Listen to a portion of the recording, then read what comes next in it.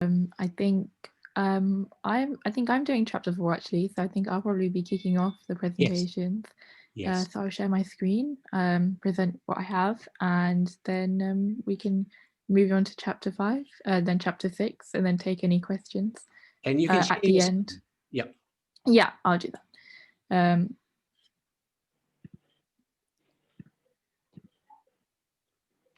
Right, yeah. Can everybody see my screen? Yep.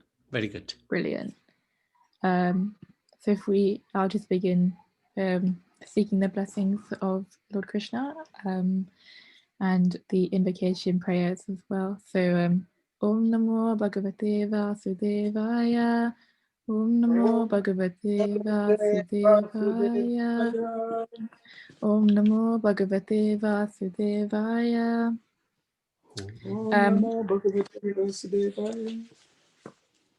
So for my chapter 4 summary, I've taken a little bit again from some of the stuff I've been doing with our preteens, but I've just sort of edited just a little bit for the youth summary with just an overview of the key themes. So one of the first themes that Krishna wants us to understand in chapter 4, transcendental knowledge, is how do we receive this transcendental knowledge? What is the correct way to understand Krishna, to love Krishna, to form a connection with Krishna, which after all is why we are here and why we've been given this human birth, which we are so lucky to have.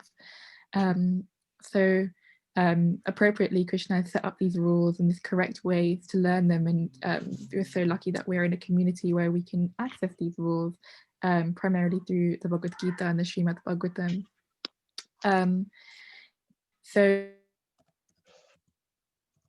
transcendental knowledge, as Krishna says in the Bhagavad Gita, was originally spoken to Vivasvan, the sun god, at the time of creation. To which Arjuna is a little bit confused. He says, "You're younger than the sun god." And Krishna says, "No, I've had many births. You just can't. You have two. You just can't remember them. I can. We've all been here since time eternal." Re-emphasizing that point from chapter 2, that there's never been a time where any of us have not existed and wouldn't continue to exist. So since then, Krishna says, well, I come down periodically to inject spirituality into the world and to sustain that sort of system of disciplic succession, to pass down that knowledge so that people can come back to me, come back to Godhead. The Bhagavad Gita being spoken is an example of this. So right now, being in this session, we are learning about God through the way that it's been set up to do, through that disciplic succession, which we've got through Srila Prabhupada and the many other succession of Vaishnava masters before him. And this education system is described to be one of disciplic succession, so that from a spiritual master who has understood it, passing it down to a student who practices it, and through the masters you gain that knowledge, which is why it's so important to do that. This is something that's emphasized throughout the chapter 4 actually. And why is it so important that we learn it through this prescribed system? Well, as we all know, there are so many different misconceptions about God, and it's unfortunate that sometimes people can take ideas that they see of God and use them in the wrong way, which we can see in today's society, you've seen throughout history. So Krishna says, this prescribed system can help us remove any preconceptions and clarify and refine our knowledge of him. And this is even better because the more accurately we understand God as well, the more accurately we understand Krishna, the easier it is to serve and to love him and to form that connection with him, to go back to him. So firstly, Krishna establishes Sanatana Dharma, which follows monotheism. So common misconception, particularly about Hinduism, is that it is polytheistic. It isn't. Krishna is the Supreme Personality of Godhead, and whoever we might be paying our obeisances to, he is the supreme enjoyer. So that in that way, everyone follows my path in all respects. From Bhagavad Gita, chapter 4, verse 12, is something that's elaborated on in chapter 17, this idea that everyone has faith, and it's how we execute that faith. But we want to be understanding that actually the sole enjoyer is Krishna, and everything that we do is for his enjoyment more directly than we may think we are doing. he also clarifies a little bit about the 4 divisions of human society, which were made by Krishna. So by essence, they must be pure.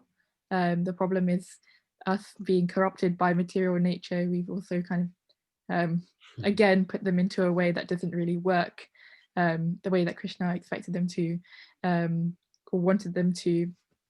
But they, if are followed properly, because they are made by Krishna, are completely pure and should be followed in that way. And are designed to help us easily enact our duty and become unattached to workers. And then Krishna emphasizes the importance of doing spiritual activity rather than seeking material gratification from any good karma, like looking to go to the heavenly planets. No, we should be kind of doing things selflessly and for the pleasure of him. And then this, the second sort of half of this chapter is a really big focus on sacrifice and the benefits of sacrifice and why it's so important in our spiritual journey. And here are just a few key quotes that really stuck out to me when I was reading this chapter about the importance of sacrifice and why it's so valuable.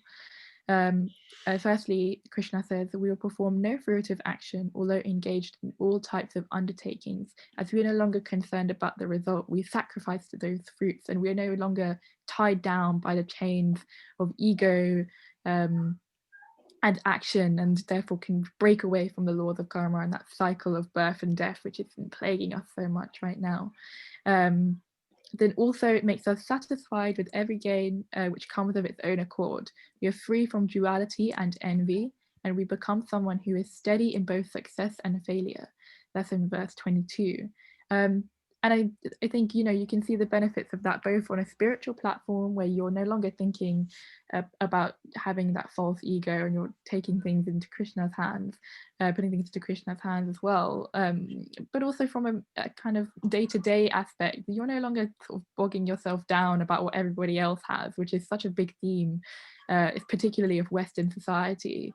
And you're kind of just self-satisfied on yourself. So it bears for much happier times. And then having tasted the nectar of the results of sacrifices, they advance us towards the supreme eternal atmosphere. And what more could we want than that, this sort of perfect aspect of training to refine our knowledge, our goodness, and our service to kind of doubly reassure that we are able to go back to Godhead and that we're in the best position to serve Krishna when we get into that spiritual world. So then there is a little bit talking about what are the types of sacrifices and how can we sacrifice in this age. So there are many paths that people have taken across the ages. Sacrifice is something that's been quite universal. People always sacrifice to do certain things. But in a spiritual sense, there have been strict vows to sacrifice possessions, performing severe austerities like fasts, breath restraint and meditation, which links quite well with the eightfold mysticism path. But as in this age, it's a little bit difficult to follow a lot of these more kind of strict aspects of sacrifice that require to be followed to the T, and you need to have like a specialist kind of helping you out on these things. The best sacrifice that's recommended for us in this age is to become initiated by a spiritual master, and the sacrifice we're making there is the sacrifice of our pride, and kind of becoming servants of our spiritual master and Krishna, which is the best position that we can be in when working towards going back to Godhead on our spiritual journey. So that's is the question, end. Sanjana. Oh, sorry, what was that? Just a quick question. Yes. What do you mean strict vows to sacrifice positions? What is that? I meant possessions. I need to, possessions. I need to edit that. Yeah, I read it out as possessions because I knew it was wrong, but it is a typo on my part. I'm sure many people are wondering what that means. Yeah, no, it's meant to be possessions. Sorry about that, everyone. Of course, being an English graduate, you have been marked down for that. I'm not a graduate yet. I'm still getting my degree. As far as I'm concerned, you've already qualified. No, very good. Thank you so much for that. Yeah. So we'll probably take questions near the end unless anyone has any urgent questions before we move on. I think Pritamber wanted to do chapter he's 5, not here, but I don't know if he's here. Yeah, he couldn't make it, so I've said I'll take his right section. then. So Yeah. let me share. Let me see if this is.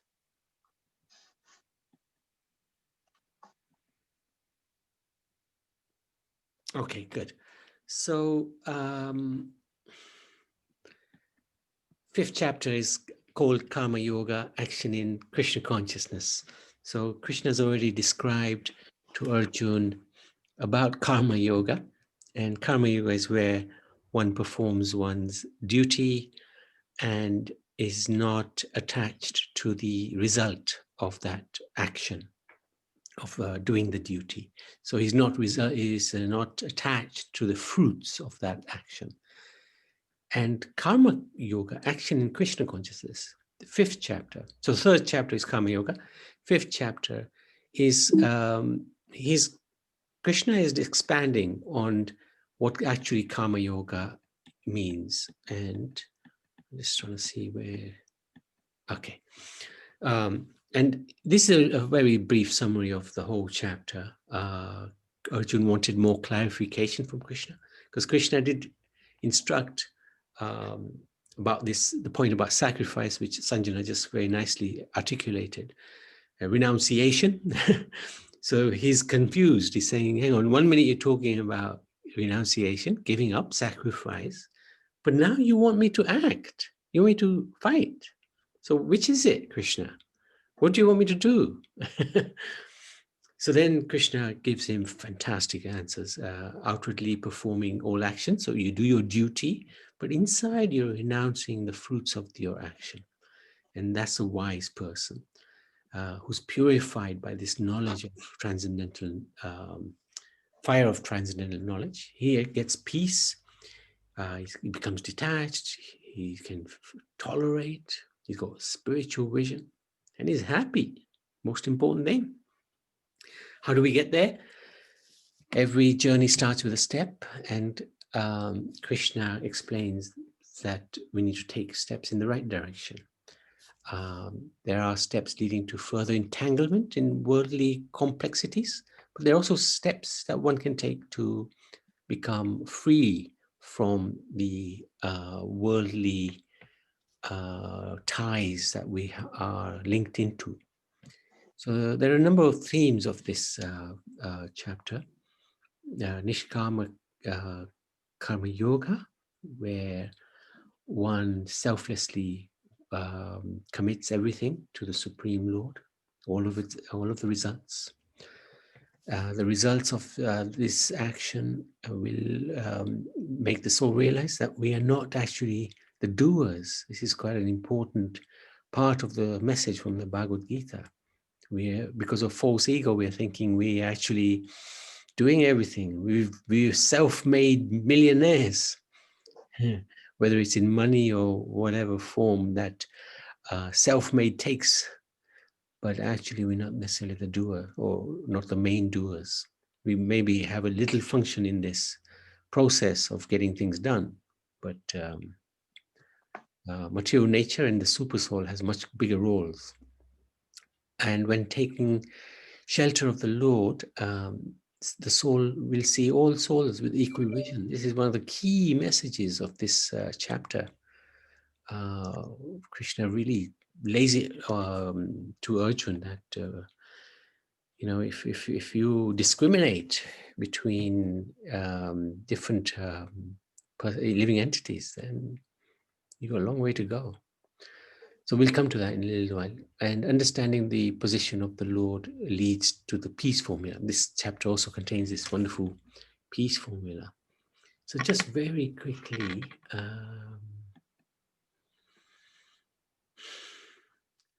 some of the texts are really interesting. Merely renouncing all activities, yet not engaging in devotional service, cannot make one happy.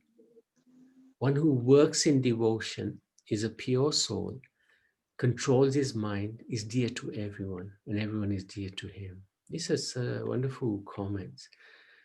One who performs his duty without attachment and surrendering the result unto the Supreme Lord is unaffected by sin.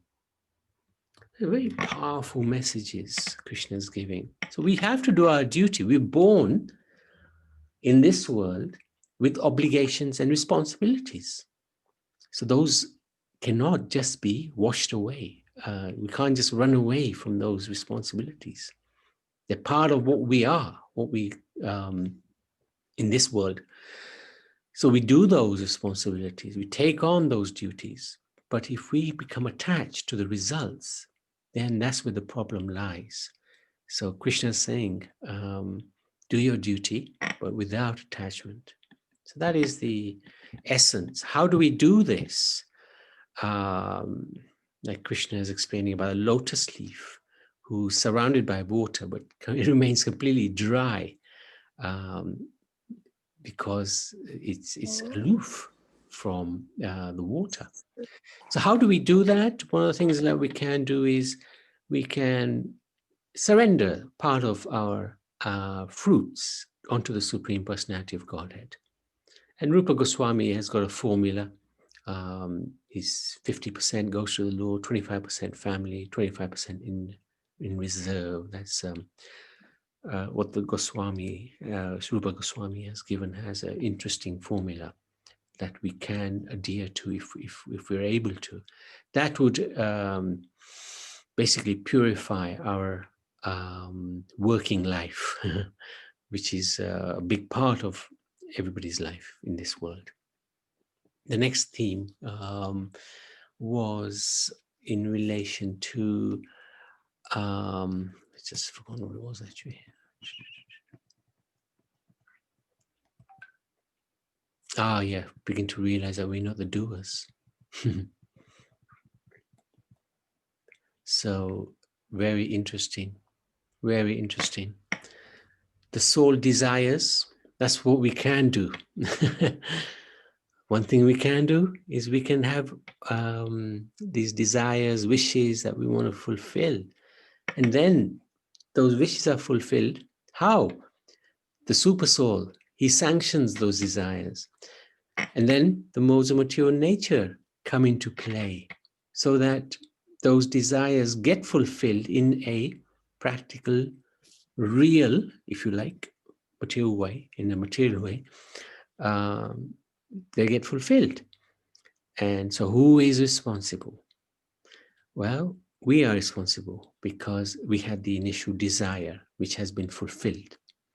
So if we can understand that we are the ones who are desiring in the first place, then we can change our desires into purified desires rather than material desires.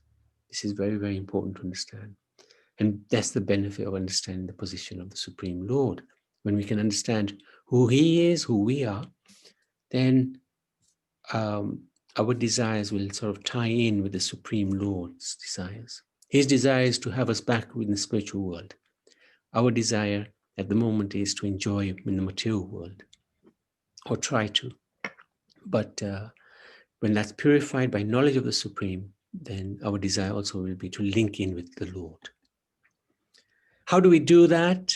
Well, when we want to buy something, to fulfill our material desires, think once, think twice, think thrice. And I'm sure once we've thought about it a few times, we probably will decide, actually, we don't need this item anyway. That's one way to reduce our sort of desires, to actually analyze, do I actually need this? How will it really benefit me? Then we were looking, this third theme was a really wonderful theme where Krishna explains the humble, this 518, Vidya Vinaya Sampanne, the humble sage by virtue of true knowledge sees with equal vision a learned and gentle Brahman, a cow, elephant, dog, and a dog eater, outcast. So if we see somebody and we're thinking, look, he's got a brown body, or, and we're thinking about it perhaps in a demeaning way. He's got a black body, he's got a white body, he's got a yellow body. Forget about the animals, etc. But just looking at the human platform at the moment.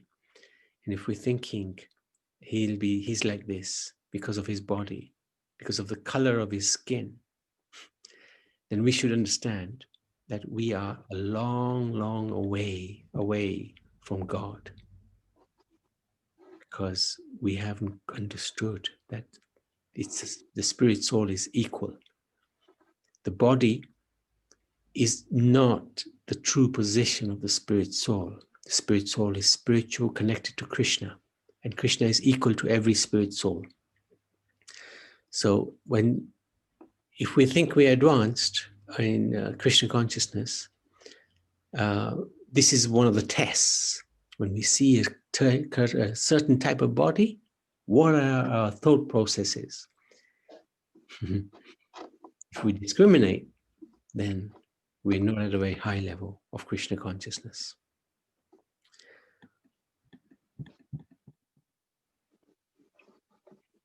This is what we were discussing yesterday, Sam, about how the living entity gets different bodies, past actions, desires of the soul, and the consciousness of the soul.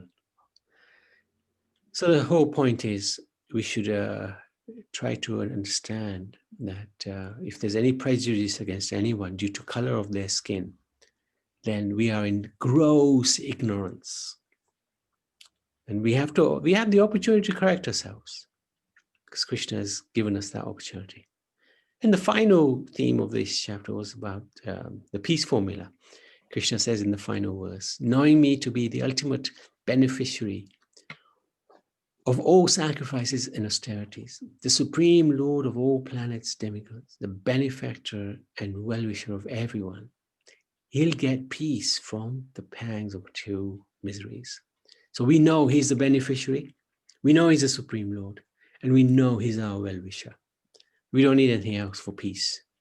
That's good enough. And how do we get there?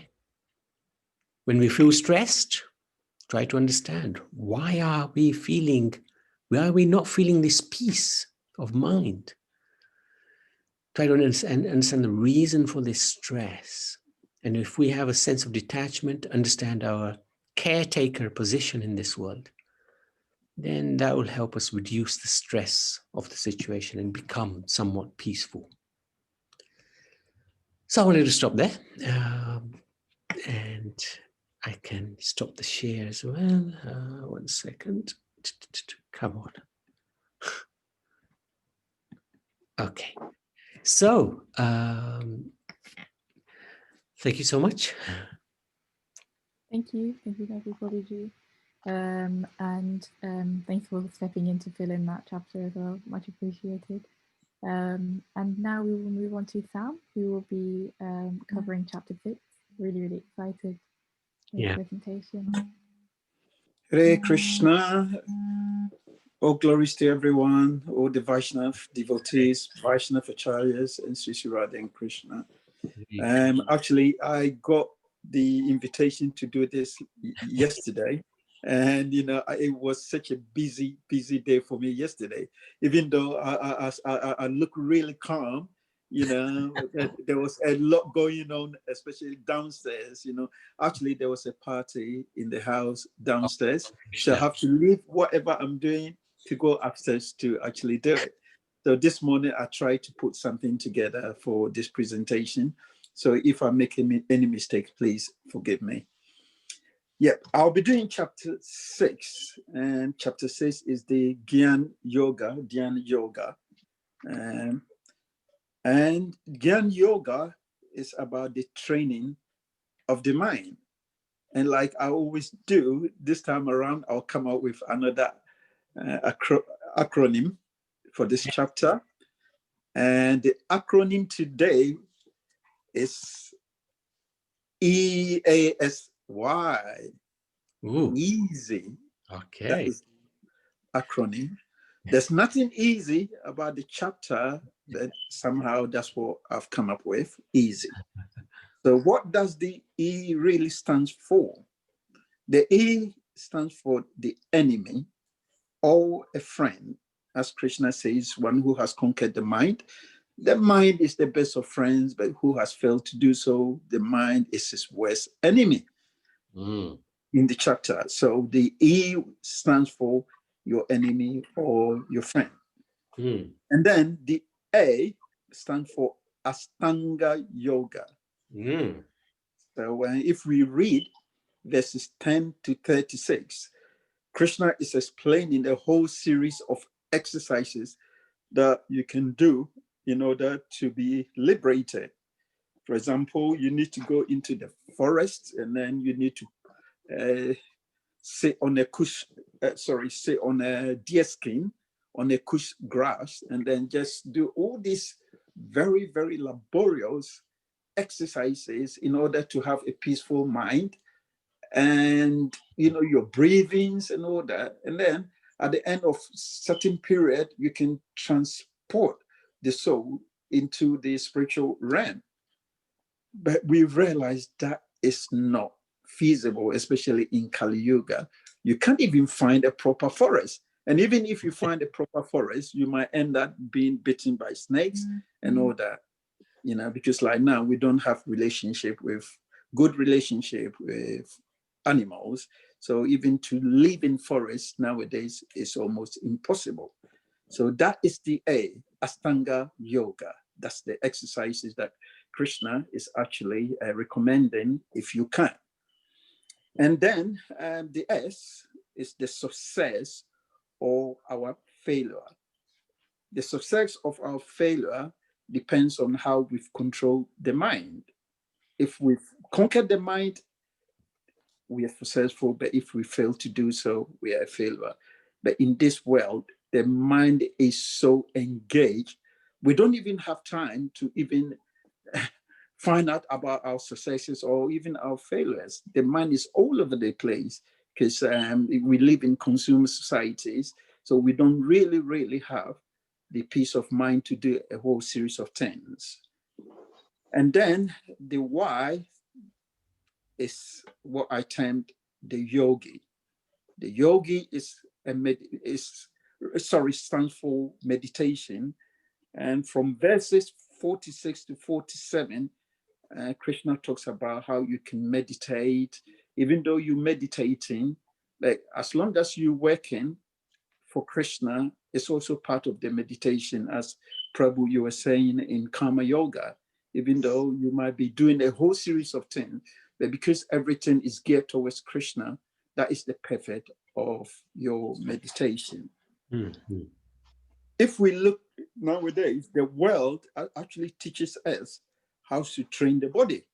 It's really difficult to find a university that really talks about the soul or teaches about the soul and give certificate for learning about the spiritual aspect of life. Is very difficult. But we are lucky the Gita is teaching us how to train our mind. So if we take the Gita seriously, we're bound to understand more about our spirituality. And as Krishna said, if the mind is our enemy, you can have everything in life, everything that you aspire for, but because the mind is your enemy, you can never feel content. You are always in frustration. Last night, a good friend of my son, I think he's one of the richest people in Kent. So he sent a video of himself in hospital. And when I saw the video, I thought, goodness me, what is this? Apparently, he went to the city center, to restaurants and that sort of thing, and he got knocked down by a bicycle. But if you look at the injuries, you might think, no, this cannot be, bicycle injuries, it's horrendous. But even then, he's been even cleaned up in King's College Hospital. But the whole place, and you're thinking, goodness me, this is a person that owns all kind of material things. I mean, like, I remember the first time we went to their home, and their house was where Michael Jackson was going to be coming to live in his last tour, but unfortunately he passed on. So it tells you, the kind of standards these people have. But even him, being in the hospital and then the injuries that he's got, and you said to yourself, what is going on? You know, so it goes to show what, you know, this material world is. If you conquer the mind is the best of friends. But if you have failed to do so, you can be as rich as you can, you'll never be contented. But if you've conquered the mind, you see that even you have very little in life, very, very, very little in life, but you are truly, truly contented. So this chapter is teaching us how we can live a simple life and then be very successful. And then it says the root cause of our suffering is actually the mind. The mind is always scheming, coming up with all series of ideas of enjoying, getting the senses to enjoy. So as soon as you finish one enjoyment, it's coming up with another, you know, ideas how you can really enjoy. And it goes on and on and on and on. And Krishna is telling us, you know, you can never satisfy this mind. So control the mind. That is part of this chapter, Gyan Yoga. Okay, the mind will create a lot of realities and translates the reality, but we all know that, you know, or everything associated with material nature is only like an illusion anyway. So if we can understand it like that, we can understand this chapter. So the good state of mind always sees opportunity, it's very gratifying, and it grows. But the bad state of mind always sees problems and frustrations. And then Krishna made certain analogy of the soul being a passenger on a horse. And the soul is just the passenger, and then the intelligence is the driver of the horses. And the mind is the reins, and the senses are the horses. So whatever the reins, the mind pulls the senses, whatever you give to the senses, it will go there. It will do everything to go there. So Krishna is explaining all of that too. And he says to Arjuna, if you have to renunciate, then you have to do Ashtanga yoga, like I explained previously from, I think, verses 11 to 12, and all the exercises that you need to do in order to be liberated. And Arjuna is saying that, no, this is impossible. Even for Arjuna, if this is impossible, you can imagine us in this kind of Kali Yuga, the kind of state that we live in this concrete jungle, in this material world. We've got no chance at all, you know, to practice Ashtanga yoga. And we all know that is very, very, very difficult. But once we are able to control the mind, we are more successful.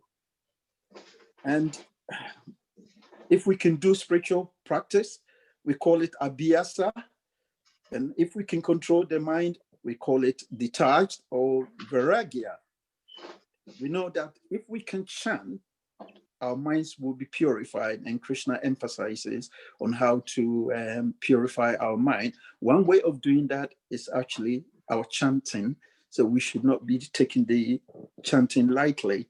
So, you know, it helps us, you know, towards our journey, our spiritual journey. And Krishna says that one who engages in bhakti yoga is the best of person as far as he's concerned, because it helps you to create pure love for Bhagavan, Krishna. So this chapter is more to do with how you can actually use your mind to actually link with Krishna. So that's basically the summary of the chapter. So if you've got any questions, we can all discuss. Yeah, brilliant, Sam. Hare Krishna, thank you so much. I really love the way that you frame it with the acronyms. They just work so well. Every time he gets a very nice acronym. So thank you for that. Hare Krishna. We now move on to take any questions. Lokeshwar, you have any question? No, Prabhuji, I understood everything. Wow, good boy, Really good. good boy. Yes, Ria? do you have you? Roger, I also don't have any question. Okay, thank you. How about you, Roma?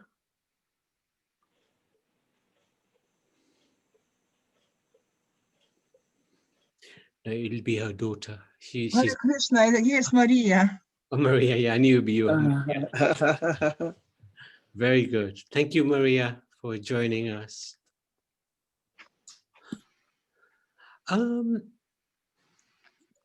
Did you mention, Sam, about how Arjun said to Krishna, what happens to this? You know, you've just explained to me this Ashtanga yoga system, which is, for me, very difficult to put into practice.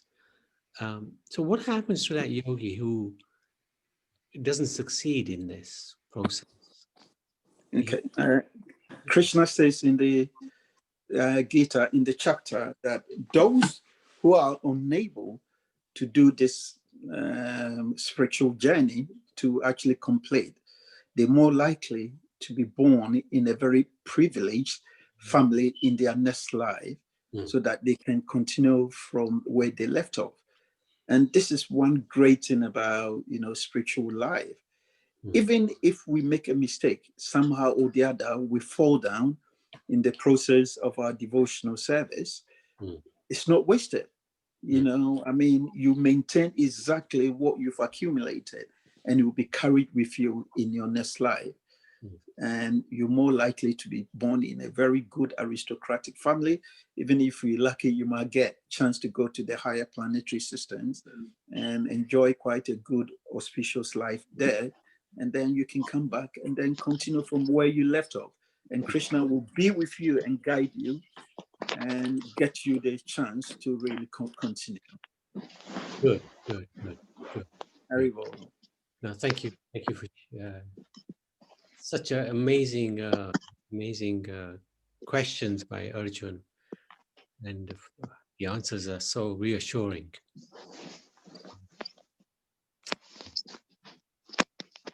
Okay.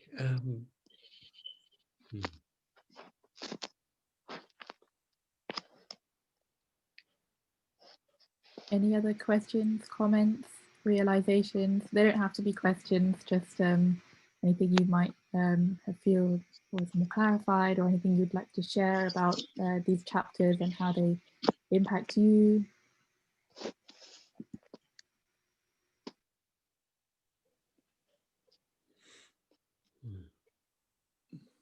Probably one thing I would like to ask as well, I'm just wondering how you all, the youth, how do you find this particular kind of class? Are you benefiting from it? And are you really getting good information from it?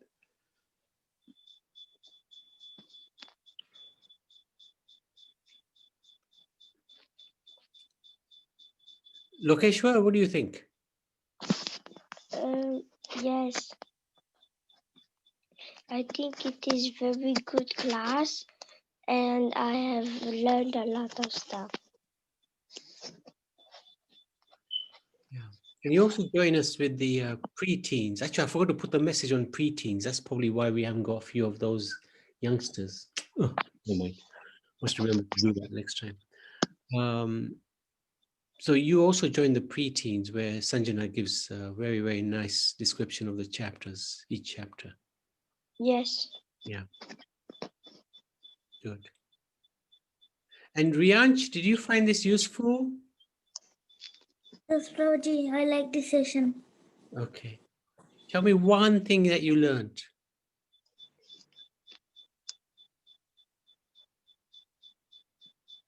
Can you share one? Prabhuji, I learned that you had told about Nishkam Karma Yoga. Oh, very good. Okay.